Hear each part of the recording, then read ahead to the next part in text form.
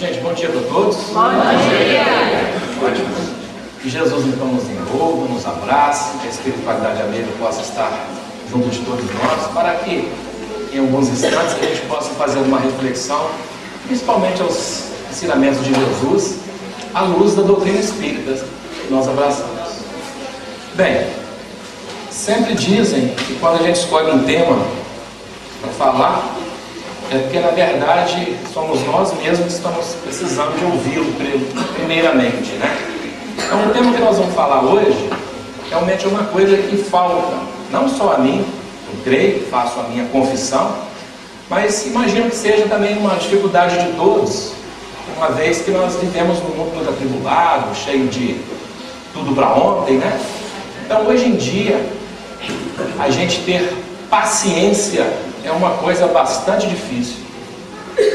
Então, a gente resolveu fazer uma reflexão sobre o que vem a ser a paciência, o que é ser paciente, e logicamente que a gente foi buscar embasamento no Espiritismo e no Evangelho de Jesus, né? Então a gente começa falando ou contando uma passagem que eu achei muito significativa. Ela desconta do início do mandato, vamos dizer assim, do apostolado ou da missão do querido Chico aqui entre nós. Conta-nos que ao desencarnar a sua mãe, Dona Maria João de Deus, ela deixou 9 filhos, a mãe do Chico Xavier, né? E o Chico era o mais novinho, se não me engano, devia ter por volta de 5 anos quando perdeu a mãezinha. E eles então foram ser criados, na verdade cada um parece que foi criado como uma pessoa, um parente, uma tia, e o Chico Xavier foi ser cuidado pela sua madrinha, Rita de Cássia. E ela, segundo o relato, era muito nervosa, muito desequilibrada, talvez, obsediada, quem sabe, e o fato é que o Chico, ao ser criado por ela nesse início, ele sofria muito. Ela era muito áspera com ele, batia muito nele, e quando ficava desequilibrada, por vezes até fincava garfos na barriga da criança como tortura, né? E o Chico, logicamente, quando isso é diferente, como todas as outras crianças, sofria muito com aquilo, chorava. E ele então, um determinado dia, lembrou-se da mãezinha dele que havia ensinado, em momentos de dificuldade, você recorrer à prece. E ele, naquele sofrimento todo, vai, então, procura no quintal, à sombra de umas bananeiras, um momento sozinho, sangrando na barriguinha, né? Com aquela tortura toda, chorando, e faz o pensamento até Deus, eleva o pensamento pela oração, faz a oração do Pai Nosso, que a mãezinha dele tinha ensinado.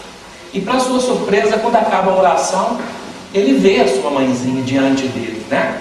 Logicamente que em virtude da sua mediunidade, já florando naquela época, quer dizer, uma criança ainda sem entender o fato, imaginava, logicamente, que a mãezinha estava ali junto dele, realmente estava, né? Só que em espírito, talvez materializada, e ele na sua visão mediúnica podia vê-la. Então, ele vai até ela, com aquela saudade, né? A abraça e chora muito, pedindo para a mãezinha levar ele com ela, pois ele estava sofrendo muito, né? E a mãezinha dele falou com ele que não podia, com uma certa tristeza, e ele, mas eu preciso ir, porque é que eu estou sofrendo muito, acontece isso, acontece aquilo, e começou a lamentar, a contar para a mãe os seus sofrimentos, etc. Então a mãezinha se vira para ele e diz o seguinte: filho, tenha paciência, você precisa crescer mais forte para o trabalho, e quem não sofre, não aprende a viver. Então foi o primeiro conselho que ela deu para ele, né? Olha só que interessante. Primeira coisa, tenha paciência. E ele, quando argumenta, mas eu estou sofrendo muito, ela me fala que eu estou com o diabo no corpo, que eu faço isso já, e reclamo tudo de novo. Aí ela fala assim, mas o que tem isso, filho? Não se incomoda. Tudo passa se você não reclamar. Tudo passa se você não reclamar. Se você tiver paciência, Jesus ajudará para que estejamos sempre juntos. Então olha só o conselho da mãezinha para ele, para acalentá-lo, para acalmá-lo. Tenha paciência que Jesus vai te ajudar para que estejamos sempre juntos. Então assim começou a jornada dele, amparado e assistido. Todas as vezes em que ele sofria esses mesmos maltratos, ele já não mais reclamava, às vezes logicamente que chorava pela dor, mas ele corria para o quintal e lá ele entrava em prece e imediatamente a mãezinha aparecia, o consolava, trazia informações, trazia esperança para o seu coraçãozinho ainda, em virtude de tanto sofrimento, de tanto trabalho que ainda teria pela frente. Então a gente nota aí a questão da paciência, sendo pedida para ele naquele momento, apenas com 5 anos, que muitas coisas ainda viriam pela frente, ou seja, que ele deveria passar por tudo isso, sem reclamar, sem se revoltar, conselho de mãe, Então a gente vai buscar no dicionário o que vem a ser o termo paciência que ela pediu. Então se a gente olhar no dicionário, exatamente, existem vários dicionários e várias definições, mas uma muito interessante me chamou a atenção. Paciência, virtude de quem suporta males incômodos, sem queixumes, sem revolta.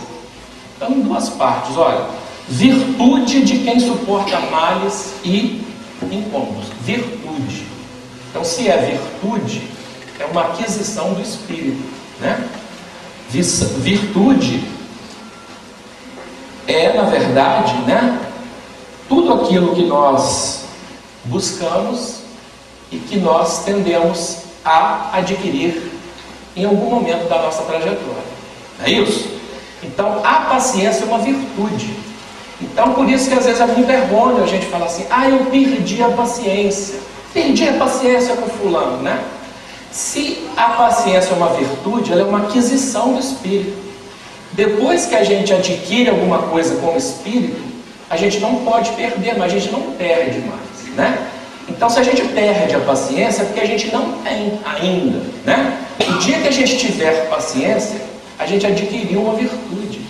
E adquirir virtude realmente é muito difícil, Então por isso que ser paciente é tão difícil. A questão da paciência, de você relevar as coisas, de você ser calmo, de você saber a hora exata de responder, de você refletir sobre o acontecido, de refletir sobre os sofrimentos, de esperar, é muito difícil, Porque é uma virtude. Então, uma virtude de quem suporta males incômodos. O que são males e incômodos? São as nossas atribulações do dia a dia, São as nossas provas, as quais nós temos que passar.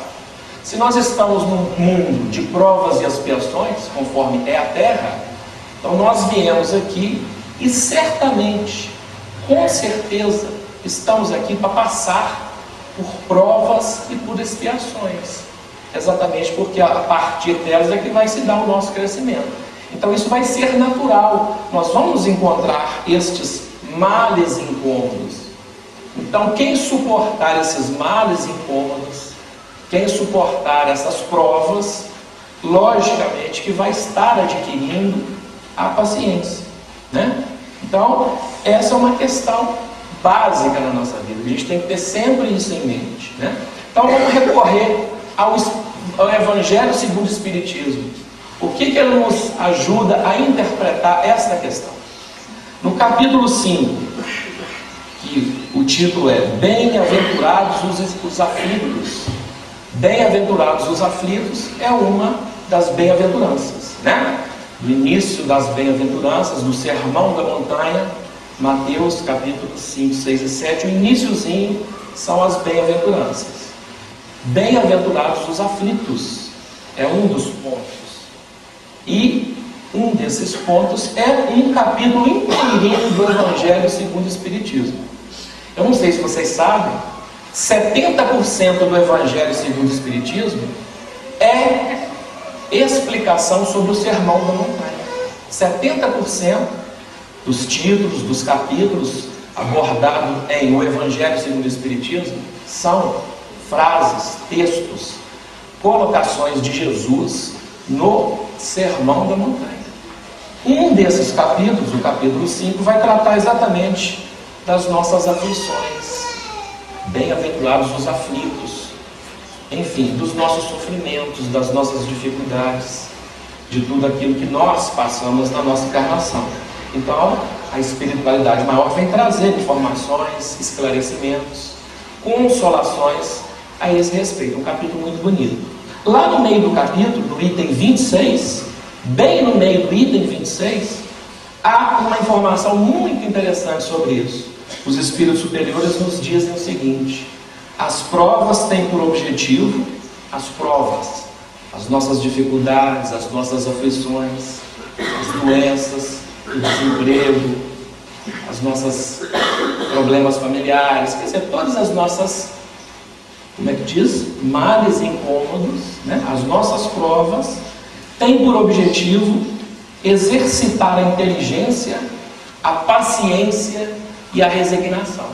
Ou seja, muito simples, os espíritos superiores estão falando para a gente que as nossas dificuldades, os nossos problemas, eles existem, são normais, e eles existem exatamente para isso, para que a gente possa exercer a paciência. Olha só que interessante, né? Quer dizer, a gente tem exemplos de sofrimentos, de dificuldades de todo mundo, em todo mundo, né? E tudo, por que isso acontece? Por que Deus deixa isso acontecer, né? Exatamente para que isso sirva de instrumento para o nosso próprio crescimento. E esse crescimento, né, vai passar obrigatoriamente pela paciência, né? Mais à frente, nesse mesmo item, eles continuam esclarecendo para a gente. Passar por essas provas, por essas dificuldades, por esses males, por esses incômodos, né? Quem passa por isso, o mérito de passar por isso, consiste em suportar sem lamentações, ou sem lamentação, as consequências dos males que não podemos evitar. Em continuar na luta, o mérito está em não se desesperar, se não for bem sucedido, e sem nunca agir com displicência, né? Quer dizer, a gente tem que passar por essas provas dessa forma, sem se desesperar, não é isso? Com calma, com paciência. Então, esta é a orientação que a espiritualidade nos dá. Que a gente tem por obrigação isso, diante dos nossos sofrimentos. A gente, ao mesmo tempo, vai estar treinando a nossa inteligência. Por que a gente está treinando a inteligência? Porque quando a gente passa por um problema, por uma dificuldade, a gente tem que raciocinar sobre aquilo que aconteceu. A gente tem que refletir. A gente tem que se perguntar por que isso está acontecendo, não é isso? Por que aconteceu? O que eu poderia ter feito para evitar? Se for inevitável, o que eu posso fazer para não mais acontecer? Para que aquilo possa ser resolvido, né? E quando a gente escolhe o caminho da revolta, a gente esquece dessas opções, dessas possibilidades. Então a gente vai se preocupar com a vingança, com o ódio, com o revide, né? E então aquele sofrimento, ele deixa de ser uma oportunidade positiva e passa a ser um motivo da nossa queda, do nosso tombo, né? Da nossa estagnação às vezes. Então quando ele fala que o sofrimento é para exercitar a nossa inteligência, né? A nossa inteligência no sentido de quê? De absorver aquele problema, de raciocinar sobre ele, de, né, trazê-lo para dentro de si e buscar uma outra solução, buscar o entendimento, buscar a conformação, né? Então quando a gente faz esse exercício, logicamente que a gente está desenvolvendo a nossa inteligência. Quando acontecer da próxima vez, ou parecido, ou algo semelhante, a gente já refletiu sobre aquilo, a nossa atitude, as nossas reações serão bem melhores, bem mais equilibradas. Então é por isso que a espiritualidade manda a gente treinar, ou fala que a gente está treinando a inteligência. Ao mesmo tempo, quando a gente passa por dificuldade, a espiritualidade fala que é para a gente treinar a nossa resignação. O que é resignação? sujeição paciente às amarguras da vida, conformação com a dor física ou moral, paciência no sofrimento. Resignação é suportar com paciência. Então, juntando os dois conceitos, dá suportar o sofrimento com paciência. É o conselho da espiritualidade, né? Então, a gente tem que refletir sobre isso. Quer dizer, os sofrimentos, as dificuldades, a gente vai ter mesmo, não tem como fugir, né? Se a gente está no mundo de provas e expiações, isso é natural. Então, a gente tem que aproveitar essas oportunidades e aprender com eles, né? Mas a gente não faz isso. A gente tem dificuldade nisso. Agora que a gente está aqui tranquilo, escutamos umas músicas tão elevadas, no momento de reflexão, a gente consegue pensar sobre esse aspecto, né? A gente até faz alguns planos, eu vou fazer assim, essa. Mas na hora que o problema acontece, na hora que a dificuldade vem, na hora que aquele problema iminente aparece, às vezes a gente não pensa desse jeito, né? A gente é levado por outros sentimentos e outras atitudes a gente vai passar a tomar, né? Igual eu falei, a revolta, às vezes, o ódio, a raiva, etc. E então a gente cria um processo de desequilíbrio que depois, para a gente voltar a equilibrar, a resolver, torna-se muito mais difícil, né? Então, que a gente possa, então, entender sobre esse aspecto. Jesus, ele nos trouxe no seu Evangelho inúmeros exemplos. No seu Evangelho a gente vai ter inúmeras citações nos incitando a ter paciência. Às vezes ele não fala de uma forma direta, mas o que ele quer dizer é isso, né? Em várias passagens. Escolhi uma delas para a gente refletir aqui.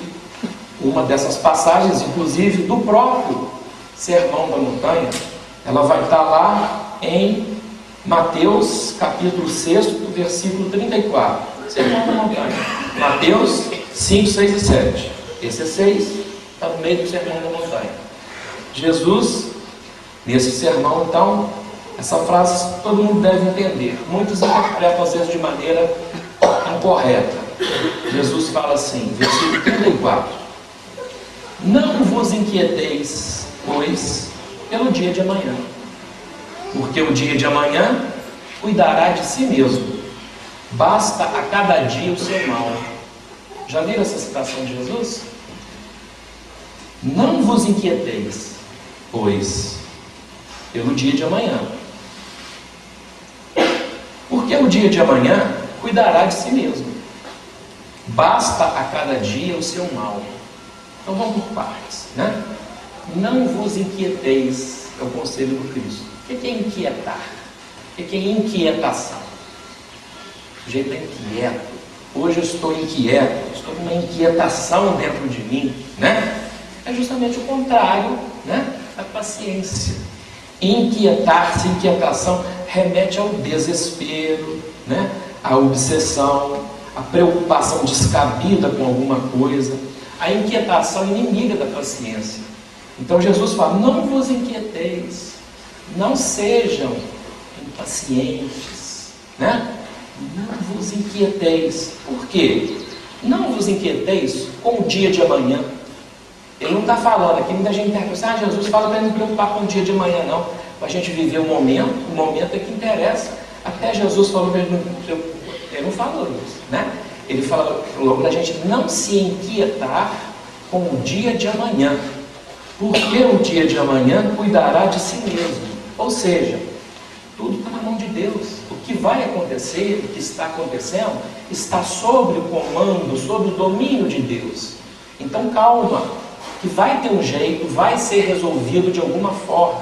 Você só não sabe quando, né, e nem de que jeito, mas vai ser resolvido, né? O dia de amanhã vai cuidar de si mesmo. Quer dizer, não adianta você desesperar, não adianta você passar por cima das pessoas, não adianta você passar por cima de si mesmo, porque acima da gente está Deus, e Ele está sabendo de tudo, Ele sabe o que é necessário, o que é preciso para a nossa, né, sabe da nossa necessidade. Então Jesus fala, não vos inquieteis, né? Tenha calma, tenha paciência, né?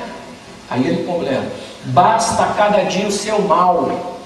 Vamos substituir mal. né? Às vezes tradução, né? É bem mal, né? Basta cada dia o seu mal, basta cada dia o seu problema. Calma, basta cada dia a sua dificuldade. Resolva uma de cada vez. A cada dia você resolva um problema, ou resolva um problema a cada vez, né? Nós temos a necessidade, às vezes, de querer resolver todos os problemas ao mesmo tempo. E a gente vai criando uma sequência, né, mental que é extremamente desequilibrada.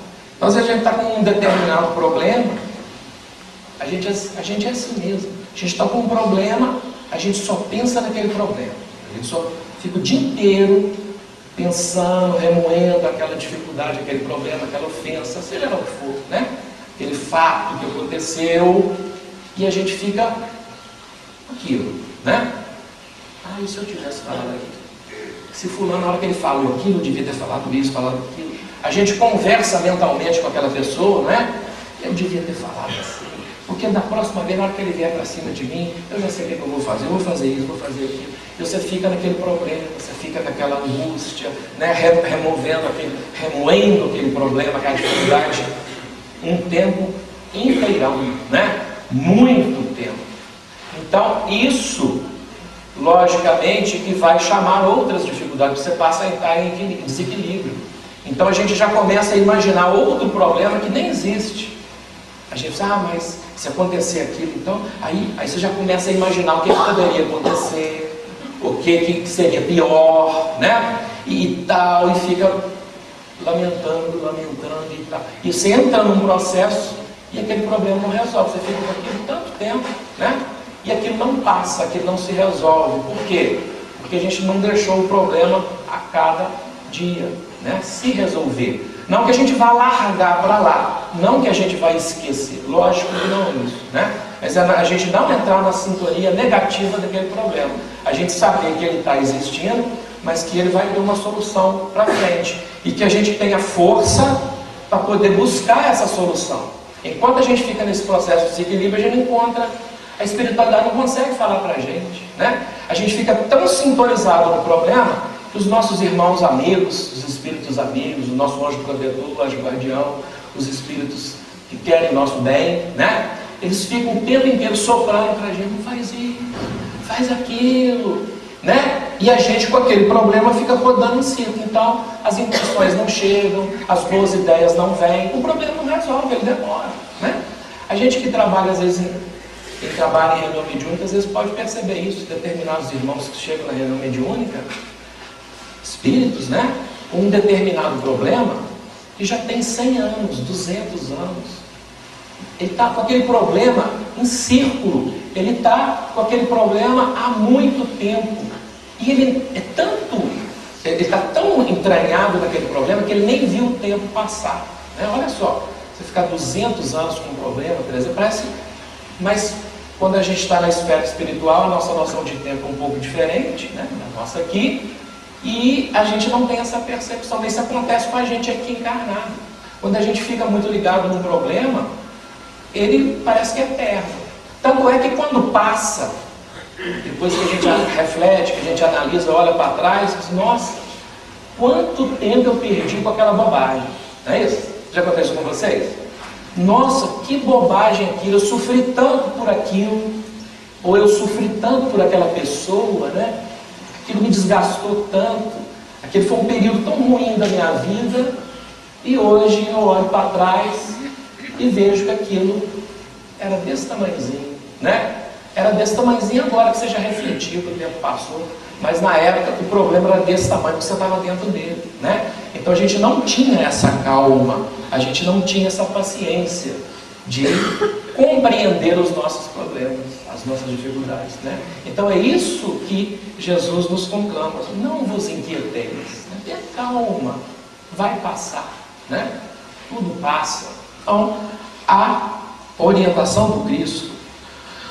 O Espírito Meimei, no livro Escultores de Almas, escrito pelo Chico Xavier, ela traz uma historinha muito interessante de paciência, né? Eu vou contar ela para vocês aqui resumidamente, mas ela é muito bacana, porque ela trata exatamente de como é essa nossa falta de paciência, né? E como é essa nossa busca através das nossas encarnações, que as nossas possibilidades de crescimento que a gente tem aqui na Terra. Então, conta a Ney que havia um homem e que ele então desejou modificar-se, melhorar-se, crescer, evoluir.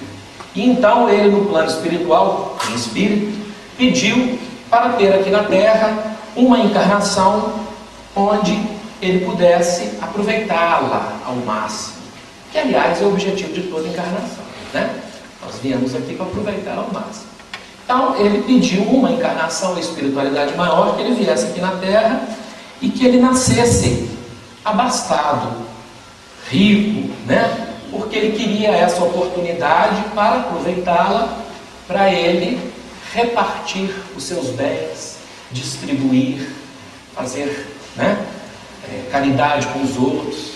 Então ele pediu uma oportunidade nesse aspecto. Ele queria desenvolver isso dentro dele, né? Distribuir o que é seu, com os irmãos e tal. Então ele encarnou e realmente ele caiu numa família muito equilibrada, que lhe deu toda a sustentação. Ele foi se desenvolvendo, família muito abastada, ele tinha muitos recursos financeiros realmente, né? E ele aplicou exatamente aquilo que ele previu. Ele aplicou tudo aquilo que ele tinha, ou utilizou a sua riqueza de forma justa, distribuiu com aqueles mais necessitados, distribuiu aos pobres, exatamente cumpriu aquela sua missão naquela encarnação. Voltou ao plano espiritual, logicamente que feliz, uma vez que ele havia feito aquela programação e cumprido.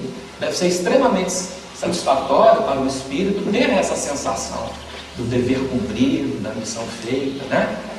E então, ele, empolgado com essa aquisição, ele pede uma outra encarnação, numa outra situação. E ele foi atendido. Ele pediu, solicitou que ele nascesse, encarnasse e tivesse a luz do discernimento. Ou seja, que ele tivesse possibilidade de ter o conhecimento, o estudo, né? E realmente teve. Ele nasceu numa família muito também equilibrada e tal, que possibilitou ele, não agora os bens materiais, mas possibilidade de estudar. Deu todo o apoio para ele, ele cresceu, estudou, e com seu estudo ele foi muito produtivo. Ele fez coisas brilhantes na sua profissão, foi um grande profissional, alguma coisa nesse sentido. Desencarnou, voltou para o plano espiritual e aquela mesma satisfação do dever cumprido. Afinal, ele havia planejado aquela encarnação, pedido aquela oportunidade, recebeu e fez tudo direitinho, né? E assim ele foi de encarnação em encarnação. Numa outra encarnação, mais para frente, ele pediu para voltar aqui na Terra e ele queria ter os poderes artísticos. Ele queria desenvolver-se na área, né, cultural, artística. E realmente ele veio, caiu com uma família, a mesma coisa, foi bem criado e tal. E eles incentivaram ele na área cultural, artística, ele se tornou um grande artista. E com a sua arte, trouxe a beleza, trouxe, né, o encantamento para as pessoas, satisfação, etc. Beleza. Voltou para o plano espiritual, a mesma coisa, a mesma sensação, né? Aquisição daquilo, ele queria experimentar aquele lado, porque nós somos assim, né? As nossas encarnações é para isso mesmo. A gente vem com várias roupagens, exatamente para que em cada uma delas a gente possa aprender um pouquinho, não é isso? E acontecendo isso com ele, e ele foi, numa outra encarnação, ele pediu o carisma da autoridade. Ele queria sentir como era ter autoridade. Você está com autoridade nas mãos, né? E ele veio, ganhou essa autoridade, porque ele veio a se tornar no futuro um grande juiz. E era um juiz extremamente justo, um juiz que aplicava a justiça, pelo menos a dos homens, de forma correta, né? De forma digna, era muito perseguidor da justiça e tal. Desencarnou, voltou para o plano espiritual, a mesma satisfação, né? Então a história você deve estar se repetindo. A gente vai e volta, vai e volta. No caso dele, só com sucessos, né? Numa outra encarnação, ele pediu para explicar as leis da vida para as pessoas. Ele reencarnou e se tornou um eminente orador, um filósofo, e então ele, com a sua filosofia, com seus ensinos, promovia também. Voltou para o plano espiritual satisfeito, mesma coisa. Até que Meimei, né, nos conta que mais à frente, então, ele pediu a espiritualidade maior, uma nova oportunidade na Terra, e que dessa vez ele queria receber o tesouro da paciência.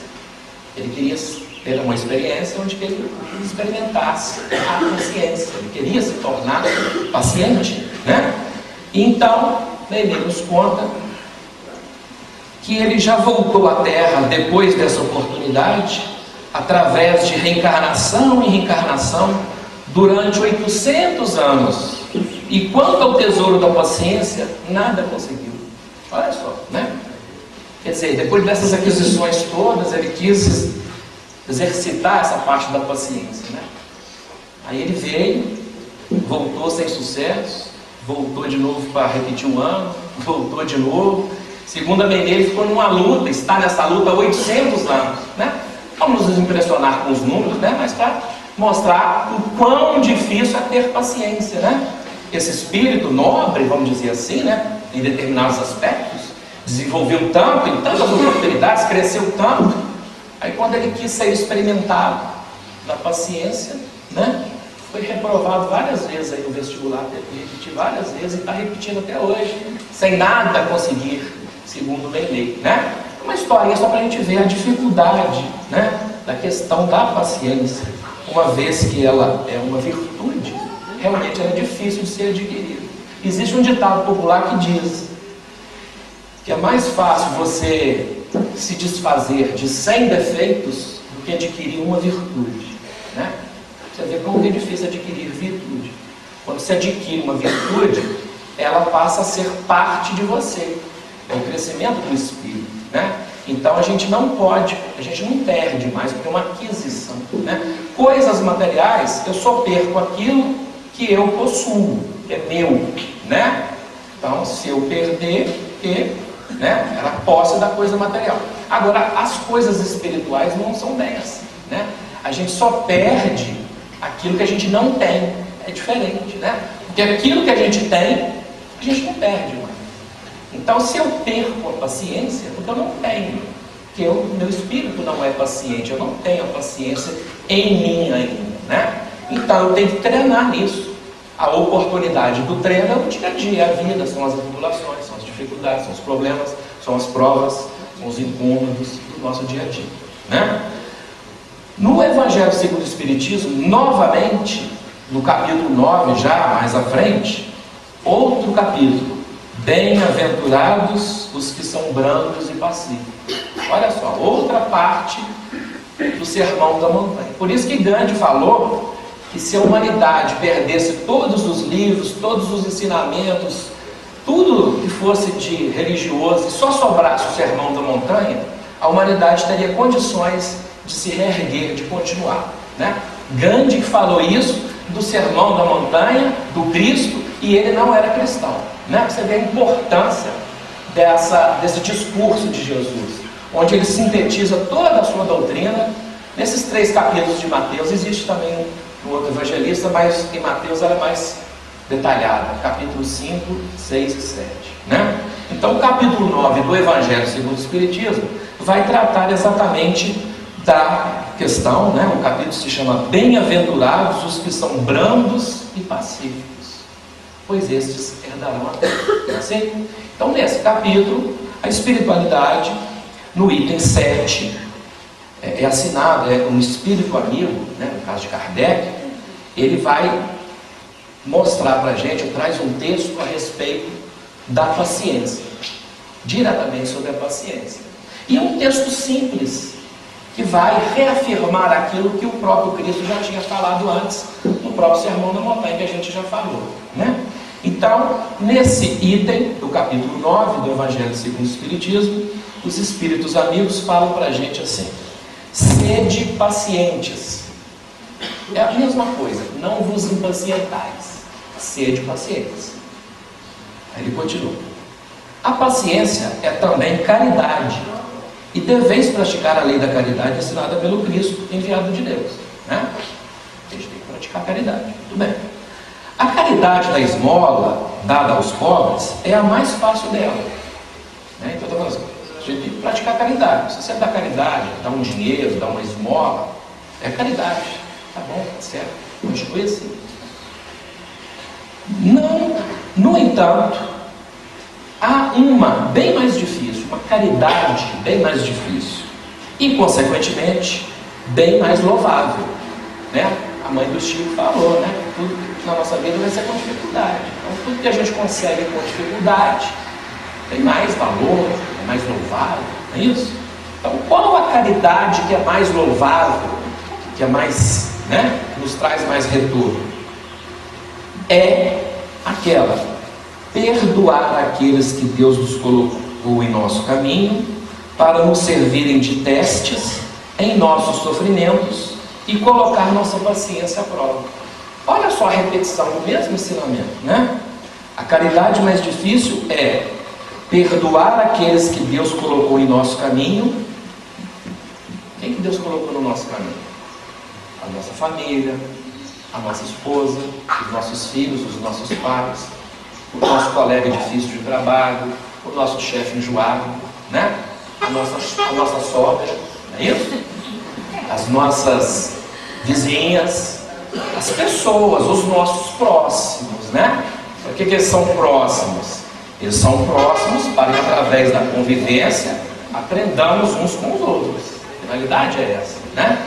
Então, a gente tem que aprender a perdoar aqueles que Deus colocou ao nosso lado, porque estes que Deus coloca ao nosso lado servem de teste aos nossos sofrimentos. Servem de teste aos nossos sofrimentos e coloca a nossa paciência à prova.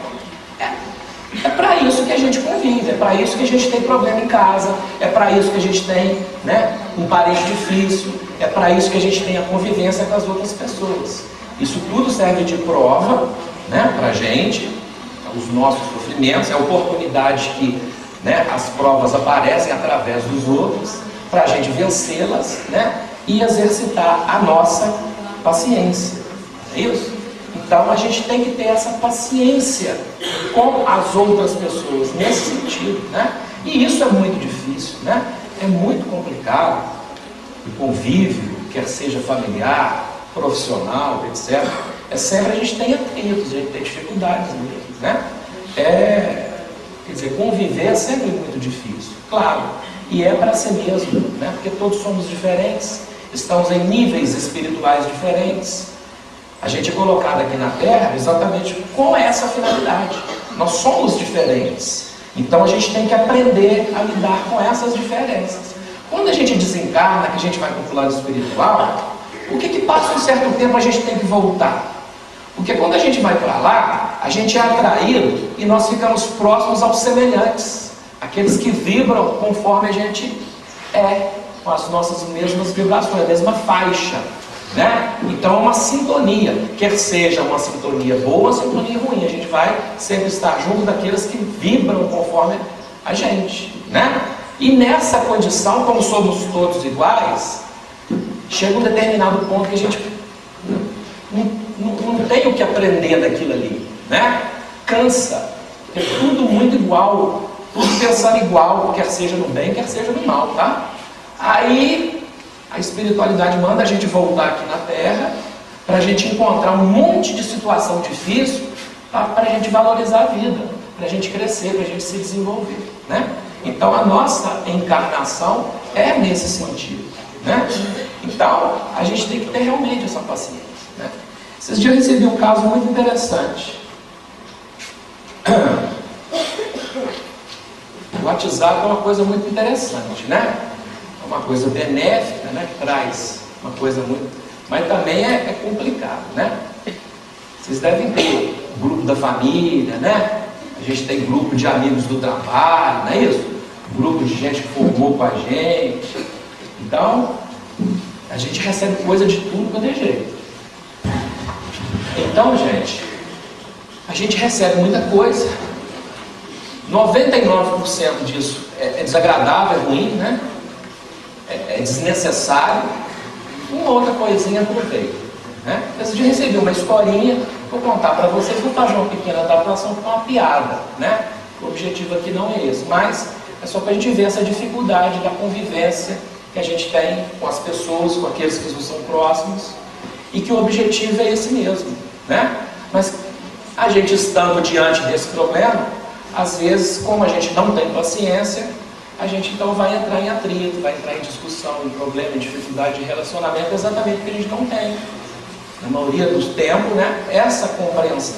Então, essa historinha, talvez algum de vocês conheça, é o caso da boneca de crochê. Não sei se alguém já ouviu aqui.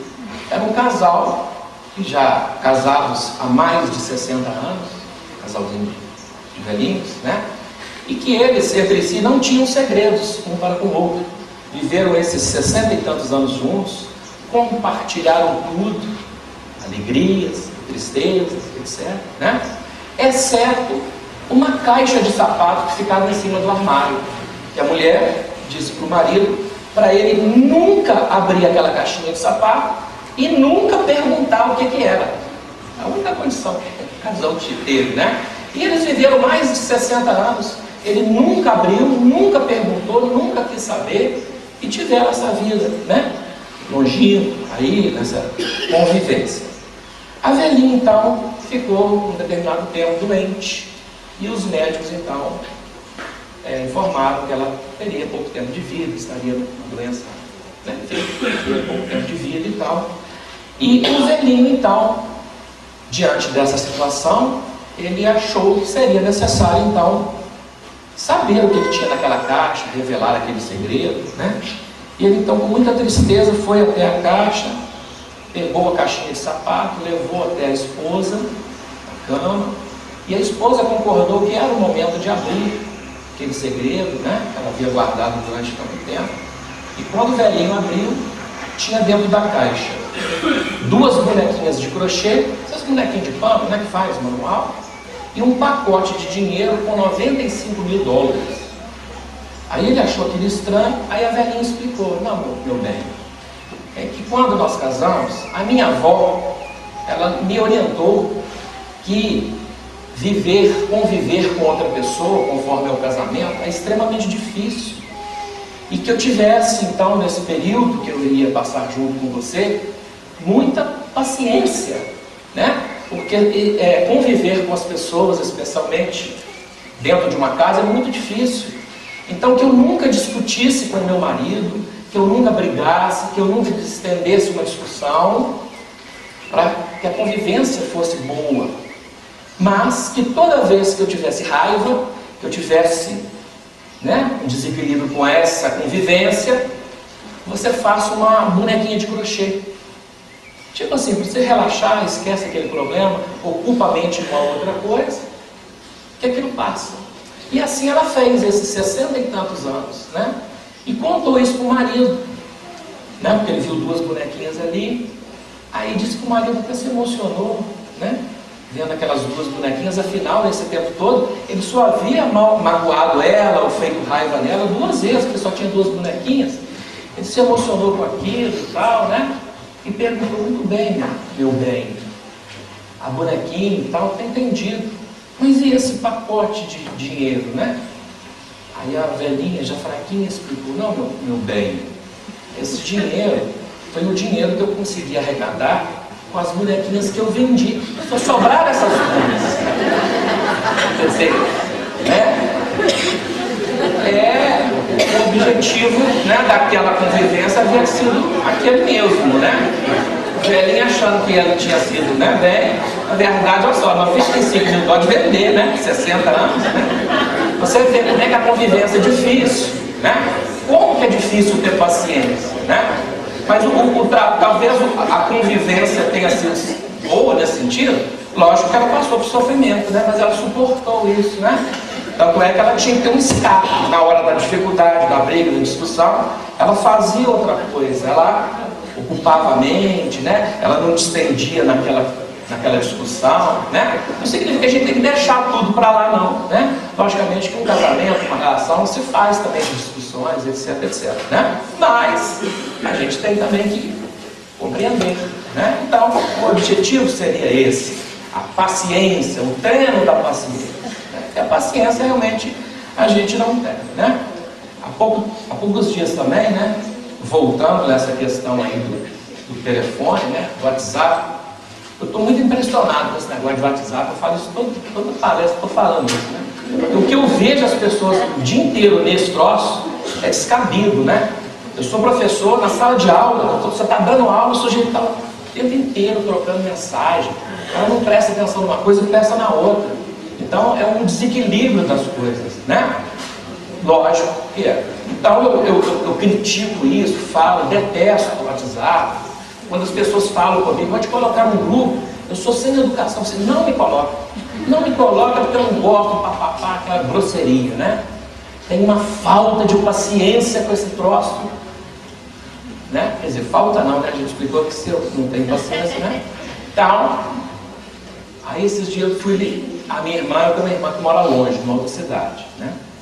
Aí a gente, um dia, eu estou lá, aí eu comecei a conversar com ela, no bendito, né? E aquilo me deu uma agonia, né? Poxa, que coisa chata, você ficar digitando aquilo ali, põe kkk para cá, kkk para lá, chatice. Perdi a paciência com aquela chatice, desliguei, liguei para ela. Só conversar com a pessoa, né? Conversando com ela, conversando, a gente põe os assuntos em dia e tal.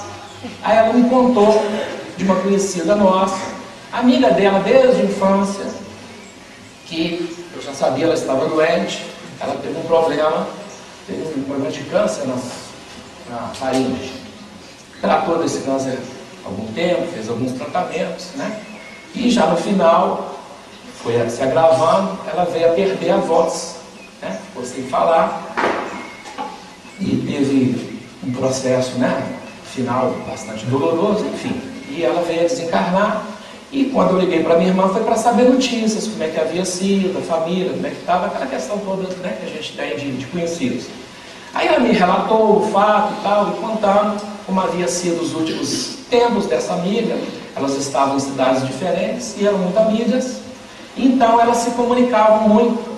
Falei, mas como? Afinal, a gente se comunicava praticamente o dia inteiro pelo WhatsApp, né? E ela então...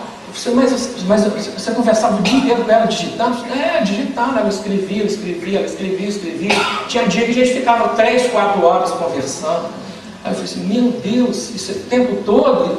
E você teve paciência? Claro, eu tive, pois era a única coisa que ela poderia fazer.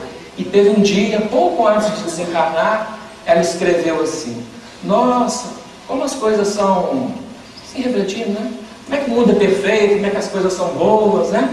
O que seria de mim sem essa bendita invenção, né?